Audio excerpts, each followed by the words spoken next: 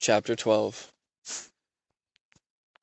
Even now I find it difficult to describe my next meeting with Mr. Gurdjieff. In the late summer of 1945, a few weeks before the first atom bomb fell on Japan. Any description of that meeting must necessarily be preceded by an account of and an explanation for my personal state at that time. I had been employed from 1940 to 1942 in New York and Washington, working mostly for the British government, and had become very much involved emotionally with the war effort. At the time of my draft call, there was some consideration of the possibility of being deferred, but on the whole I felt that it would be somehow wrong for me to avoid the experience of actual war, and I made no effort to obtain any deferment. I was absorbed into army life rapidly enough, although I was completely appalled by it and by the people with whom I came into contact. I was certainly aware of the truth that one tends to lead one's life within a small social circle of one's own kind and class. I felt that I had never even known of the existence of many of the types and classes of people I met in the course of my first few weeks in the service. Once overseas and quite without any awareness of my own, I began to be unconsciously filled with horror at the effects of war. My American upbringing, in spite of several years in France as a child, had certainly been no preparation for mass bombings and other such horrors. However, as I have said, I was not aware of these reactions at all at the time. I had a good behind-the-lines secretarial job, or so I thought, and contented myself by simply doing a reasonably efficient piece of work as my part in the war.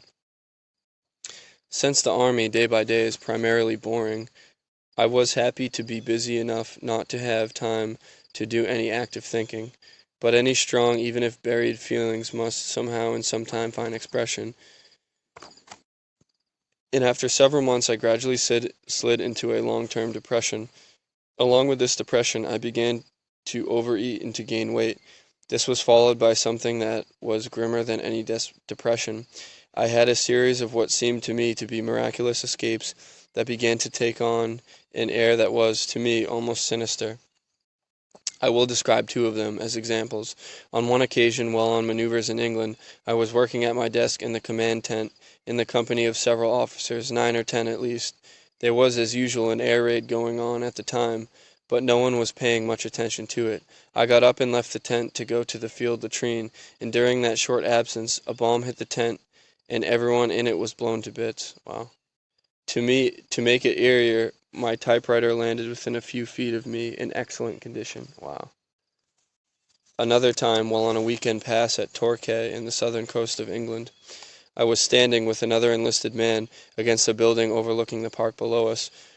Without any air raid warning, we were suddenly being strafed by 6 German fighter planes which had come in below the radar, almost at sea level. It had happened so quickly that neither my friend nor myself did anything at all.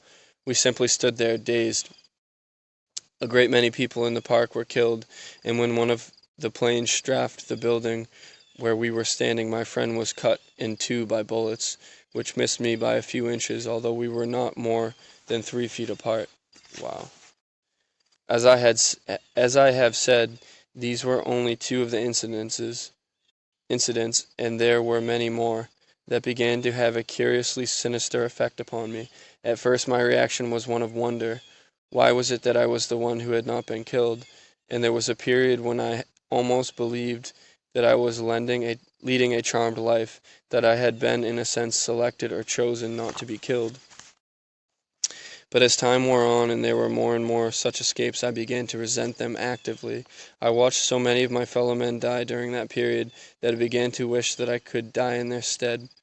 The enormity of the war, the very fact of it, was more than I could comprehend, and as it continued to proceed senselessly and endlessly, life itself seemed to me to lose whatever meaning it had had, and I was not at all sure that it had any. There were no feelings of righteousness, patriotism, or loyalty that could conceivably justify such wholesale murder, and I had very grave doubts about the meaning of human existence. I thought of Gurdjieff frequently during those days, trying to imagine how he would explain, if he could, the act of war, but I was unable to imagine any answers or explanations that he might have had. Finally, on the continent after D-Day, the problem became of such importance to me that I could not think about anything else, and I came very close to the edge of a complete nervous collapse. When I was faced with hospitalization, I somehow managed, in my highly nervous state, to convince my commanding officer, a general, to give me a pass to go to Paris, where I would be able, I hope, to see Mr. Gurdjieff. I don't know even now quite how I was able to convince the general. We were stationed in Luxembourg at the time, and there was a standing order that no one from that area was to be given any liberty in Paris except for the most important reasons. Also, I do not know what reasons were given in my case, but I had apparently made an impression on the general, for he did obtain special permission for me.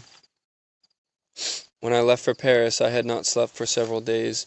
I had lost a great deal of weight, had no appetite, and was in a state very close to what I would have to call a form of madness. Even now, while I can remember the long trip very vividly, all the railway lines had been bombed, and we were shunted backwards and forwards over a large part of Belgium and France in order to reach Paris. I remember especially my conviction that, unless I managed to see Gurdjieff, I would not be able to go on living. After an interminable ride, and thanks to a surgeon in the carriage with me, who managed to force coffee and brandy down me and keep me wrapped in blankets during the night, we finally reached Paris. In one way, Paris itself, which I had learned to love as a child, was a kind of tonic and gave me a spurt of energy, at least enough to help the surgeon find a hotel room and to start me on my search for Mr. Gurdjieff. As I had no idea where he lived, the telephone book and the bulletin were of no help to me, and in my particular psychological state, I began to despair. I managed somehow not to lose my head, and did eat a good dinner. After that, I set out methodically to try and remember the names of some of his students, whom I had known in the past, and who might be in Paris then. I had arrived at Paris at about 4 o'clock in the afternoon, and it was not until 9 that evening that I finally located an older woman who had been at the Priory when I had been there as a child. She not only assured me that Mr. Gurdjieff was in Paris, and that I would certainly be able to see him the following day, but also offered me a room for the night. I accepted gratefully and talked with her until very late, which relieved my nervousness to some extent. Even so, I was still convinced that I had to see him before I could relax, and I did not sleep very well that night. I had to spend most of the morning fidgety and anxious in the company of my benefactress, as she assured me that I would not be able to locate him. I no longer remembered why, until about noon. At 11 o'clock she gave me two addresses, one of a cafe where he habitually had coffee in the late morning, and the other of his apartment. I went to the apartment first, but he was not there. I went to the cafe, and he was not there either. I became very irrationally upset, and began to think that I had lost my way in Paris, if not my mind. So I telephoned the lady, telling her where I was, and that I had been unable to locate Mr. Gurdjieff. She did her best to reassure me, and suggested me that I go back to his apartment. I had not, she was able to assure me, lost my way, and wait for him there. I followed this suggestion and went back. I could not get to the apartment, but the aged concierge, who seemed alarmed at my desperate appearance and manner, brought an armchair into the hall and placed it so that it faced the entrance, and told me to try and rest, that he was sure to arrive very shortly.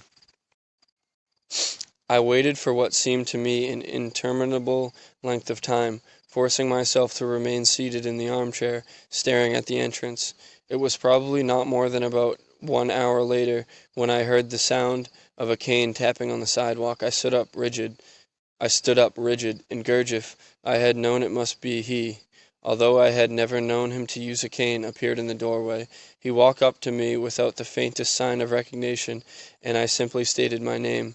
He stared at me again for a second, dropped his cane, and cried out in a loud voice, "My son!" The impact of our meeting was such that we threw our arms around each other. His hat fell from his head, and the concierge, who had been watching, screamed. I helped him retrieve his hat and his cane. He put one arm around my shoulders and started to lead me up the stairs, saying, "Don't talk, you are sick." When we reached his apartment, he led me down a long hall to a dark bedroom, indicated the bed, told me to lie down, and said, "This your room for as long as you need it." I laid down on the bed and he left the room but did not close the door. I felt such enormous relief and such excitement at seeing him that I began to cry uncontrollably, and then my head began to pound. I could not rest and got up and walked to the kitchen, where I found him sitting at the table. He looked alarmed when he saw me and asked me what was wrong. I said I needed some aspirin or something for my headache, but he shook his head, stood up, and pointed to the other chair by the kitchen table. "No medicine," he said firmly. "I give you coffee. Drink as hot as you can." I sat at the table while he heated the coffee and then served it to me. He then walked across the small room to stand in front of the refrigerator and watch me. I could not take my eyes off him and realized that he looked incredibly weary. I have never seen anyone look so tired. I remembered being slumped over the table, sipping at my coffee, when I began to feel a strange uprising of energy within myself. I stared at him, automatically straightened up, and it was as if a violent electric blue light emanated from him and entered into me. As this happened, I could feel the tiredness drain out of me, but at the same moment his body slumped and his face turned gray as if it was as if it was being drained of life. I looked at him amazed, and when he saw me sitting erect, smiling and full of energy, he said quickly, "You all right now? Watch food on stove. I must go." There was something very urgent in his voice, and I leaped to my feet to help him, but he waved me away and limped slowly out of the room. He was gone for perhaps 15 minutes, while I watched the food, feeling blank and amazed because I had never felt any better in my life. Wow. I was convinced then, and am now, that he knew how to transmit energy from himself to others. I was also convinced that it could only be done at great cost to himself. Wow. It also became obvious within the next few minutes that he knew how to renew his own energy quickly, for I was equally amazed when he returned to the kitchen to see the change in him. He looked like a young man again, alert, smiling, sly, and full of good spirits. He said that this was a very fortunate meeting, and that while I had forced him to make an almost impossible effort, it had been, as I had witnessed, a very good thing for both of us.